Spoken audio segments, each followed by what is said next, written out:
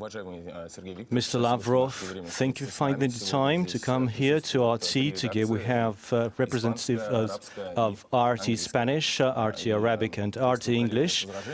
And if there are no objections from my colleagues, I'll be the first.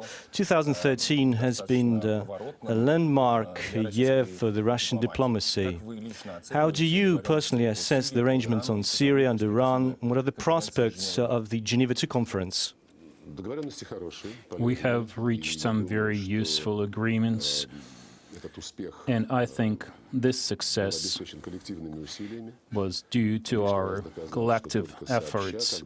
And this is another evidence that we can only achieve certain results when we all work together based on the principles of international law. I would not call this year a breakthrough year, talking about Syria and Iran. What happened? I mean, the agreement to dismantle the Syrian chemical weapons stockpile, Geneva II agreements, and plans for the Iranian nuclear program. All this is the result of many years of efforts. At least as far as Syria is concerned, we have been insisting on the principles of international law for 3 years. And what happened with the Iranian nuclear program, this also has been going on for a long time, actually more than 3 years. We insisted on 2 points. First of all parties involved should agree that the final goal is to resolve the situation in a way that the right of Iran to a peaceful nuclear program, including uranium enrichment, for the purpose of producing fuel for nuclear reactors, as long as all questions and doubts related to the possibility of this program having a military dimension and full control by the IAEA over this program, ensuring the security of all countries in the region. Our Western partners, however, could not agree with this for a long time. I think this is a very fair statement. It takes into account the interests of all countries in the region, the interests of all countries around the world, Iran, the interests of non-proliferation. So finally,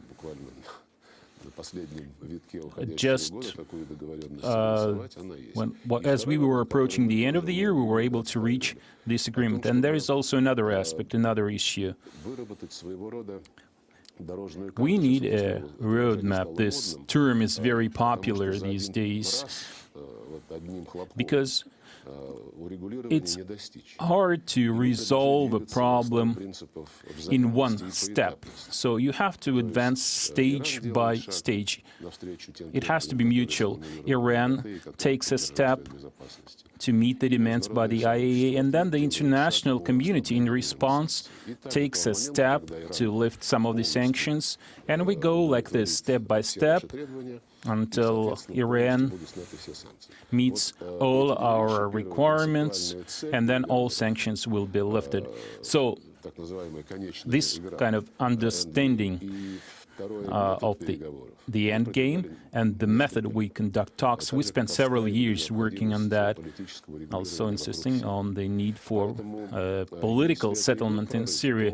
So if this year was a breakthrough year, it was because of years of hard work and patience on the part of the Russian Federation, because at the beginning of the Arab Spring we were accused of being on the wrong side of history, losing the Arab Street, losing the Middle East.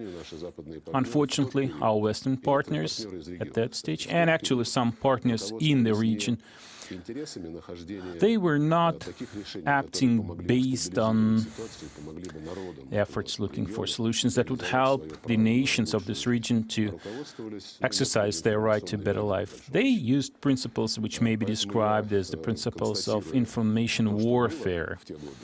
I just mentioned what we had back in those years, and even at the beginning of this year, I recognized that There were some very important decisions that were eventually made by our Western partners. So if there was a breakthrough, this breakthrough came as a result of preparation work.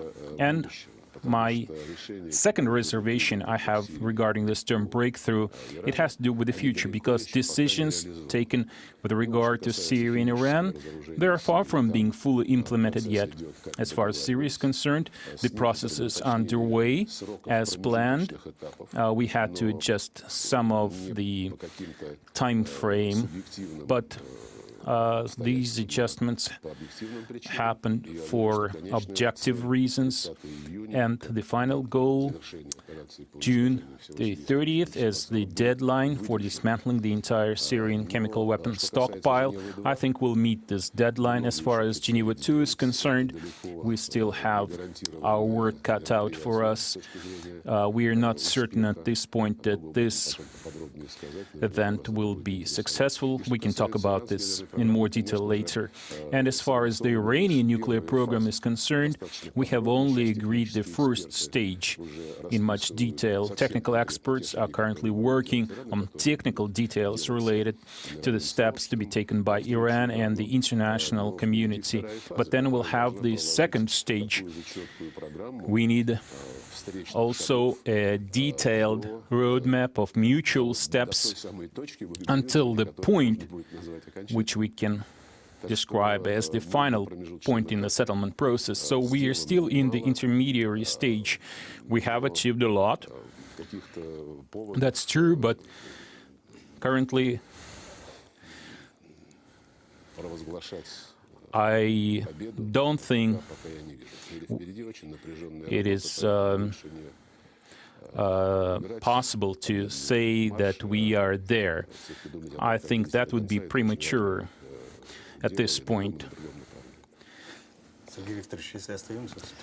Mr. Lavrov, staying with Syria and generally on what's happening in the countries that were hit with the Arab Spring, what is the balance between security and democracy?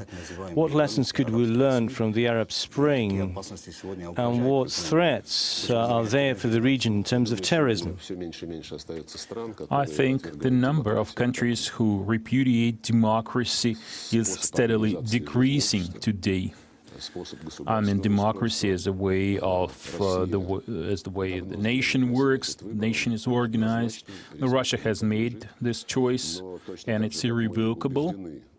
But we know that there is no alternative to democratic development. And at the same time, we strongly believe that it is up to every country to choose their model, to choose democracy as their model of development based on their history, their traditions, their values. Of course, there are some universal criteria, and these criteria have been universally approved. I mean, like the Charter of the United Nations, the Declaration of Human Rights, which all members of the United Nations have subscribed to. But when a group of countries makes attempts to introduce something in addition to universally accepted principles, to impose their values, and we see this happening in recent years, maybe 2 or 3 decades, imposing those things on everybody else. When this happens, this results in conflicts, and certain democracies may want to impose their principles on other countries by force. And this is no longer democracy. This is democratization. And this may result in instability. This is what happened when America invaded Iraq. This is happening today when, in violation of the UN mandate, NATO bombed Libya. And this happens in many other countries in the region. The Syrian conflict, too, is an example of that. There are many terrorists from all over the world, including even European countries, the US, the Russian Federation. A lot of militants fight in Syria to set up a caliphate there, and not just in Syria, in this entire region. So this attempts to impose democracy from outside, this destabilizes the situation and produces new threats, new risks. And, on the contrary, stability enhances democratic processes and makes them more effective. So I have no doubt that the conference, which will probably take place on January 22nd, I really hope that nobody will contest that. I hope that the opposition will not make any unreasonable demands to disrupt this conference. I think when this conference happens, fighting terrorism should be the top priority. This is the biggest threat for Syria and other countries in the region at the moment. Of course, there will be other issues on the agenda as well, including humanitarian issues, the coordination of the political process, elections, the best way to arrange the elections, necessary institutions for the transition period. But all of this should be based on a consensus between the government and the opposition, as reflected in the communique adopted after the first Geneva conference. And I really hope in this respect that our Western partners, our partners in the region, who have influence on the opposition the most, will do all they can to make sure that the opposition will be well represented at this conference, and that they come to this conference without any conditions, without any preliminary conditions. The very central idea of this Russia-US initiative is to bring the two parties together without any preliminary conditions, to work out a way to implement the principles of the Geneva I communique adopted on June the 30th, 2012. But at this point, I still have some doubts. I don't know which position will the national coalition adopt. We see some indications that they don't have full unity in their ranks.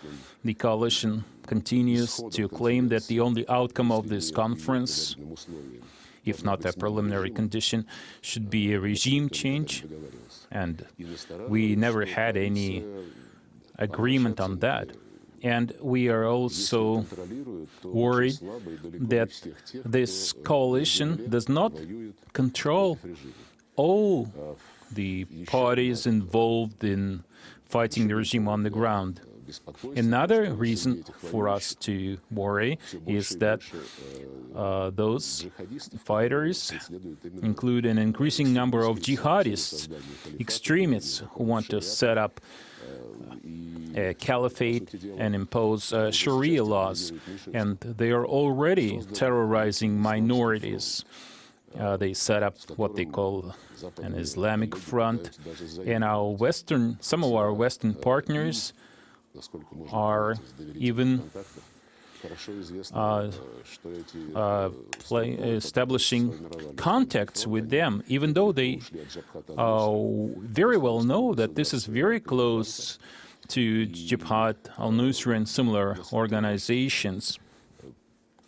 And we are worried because of that. Regularly we see incidents happening in Syria where Christians suffer. Syria used to have 2 million of Christians. Currently, it's probably less than 1 million. We don't have reliable statistics, but I think at least 1 million Christians have fled the country. They're refugees. There are some well-established facts, like there was a convent where terrorists seized some nuns near Maalula.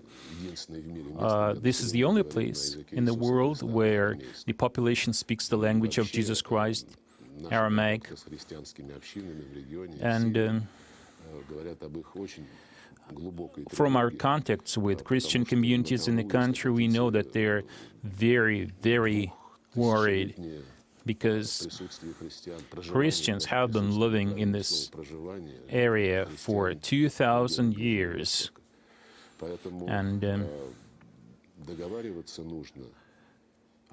we need to work out an agreement about future Syria. We need to fight terrorism, and as far as the political process is concerned, it is necessary for the government and the opposition to start by drawing up their vision regarding the future of Syria, that this should be a sovereign, independent country with territorial integrity respected by all, and where the rights of all ethnic, religious, and political groups are respected, where everybody can feel secure, can participate in politics, in the political system. This is the #1 goal. But as far as persons are concerned, who will organize the elections and so on and so forth, all those details are secondary. The biggest threat comes today from those who wants to defeat government forces on the battlefield and set up a totally different nation. Yes, and of course we are also worried about the humanitarian situation, and we probably do more than anybody else, working with different humanitarian agencies of the United Nations to help people in Syria. And we have done something, but you have to realize that there is real war going on there. And still, we provide humanitarian aid both directly by sending humanitarian cargo to Syria, medications, food, and so on. And we also make donations to various humanitarian funds of the United Nations and the Red Cross. But just like it happened in the situation with chemical weapons, some people try to take advantage of this humanitarian disaster. Just like it happened with the chemical weapons, they accuse the government of everything negative that happens there, including the humanitarian crisis. There was a resolution adopted at the UN General Assembly that doesn't reflect the actual situation on the ground. It's totally ideologized, but it was not supported by as many countries as last year. They also say they may send this humanitarian resolution to the UN Security Council, where they will demand that the government should take unilateral steps and threaten it with Chapter 7 of the UN Charter. This initiative has no future. We are worried by the activities of such spoilers with the Geneva II conference in the offing.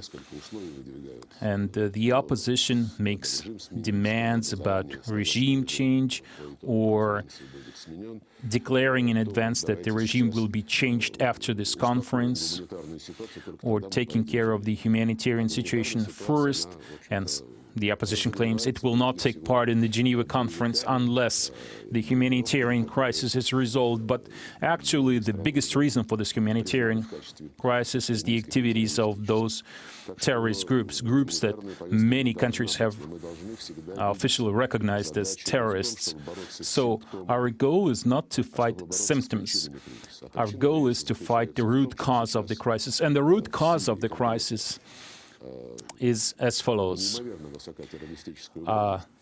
The terrorist threat in Syria is incredible, and the government should meet with the opposition and work out the basic parameters of their future state. like I mentioned. And also we should remember that at the G8 summit in Lucerne, all the leaders of the G8 countries urged both the government and the opposition to join their forces in fighting terrorism, to overcome terrorism in Syria and drive them out of Syria. I think this is part of the #1 priority, but once the situation stabilizes and the rights of all minorities are secured, when the religious and ethnic situation in Syria is normalized, then democratization process will take place.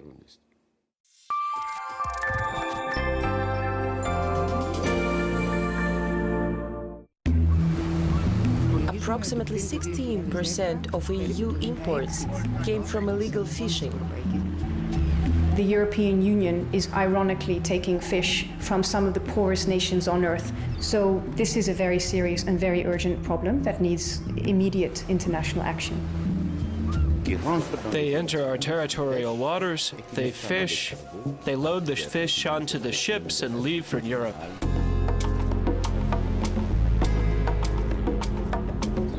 Today, illegal fishing is taking the bread out of our mouths.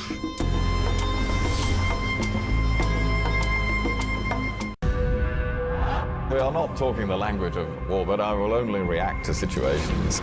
I have read the reports, but I'm not in a position to... No, I will leave that to the State Department to comment on your latter point. I don't want to say that.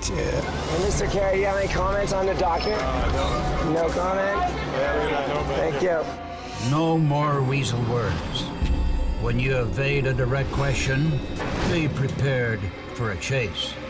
When you throw a punch, be ready for a battle.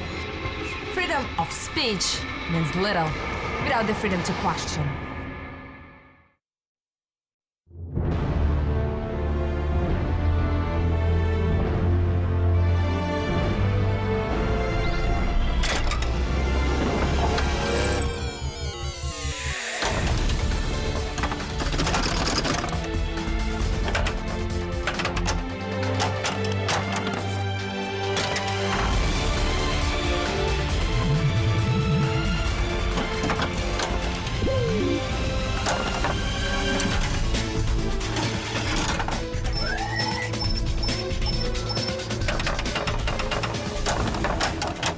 Crosstalk rules in effect. That means you can jump in anytime you want.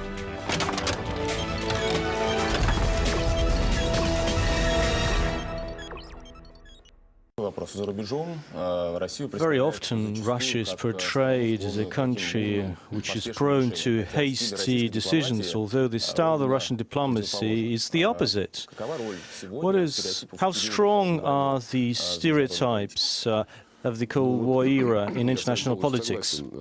Well, I completely agree with you in that some people try to paint our country on the international arena as a country that can take some actions based on emotions in a hurry. This is completely groundless. This may be part of what I mentioned earlier as the methods used in information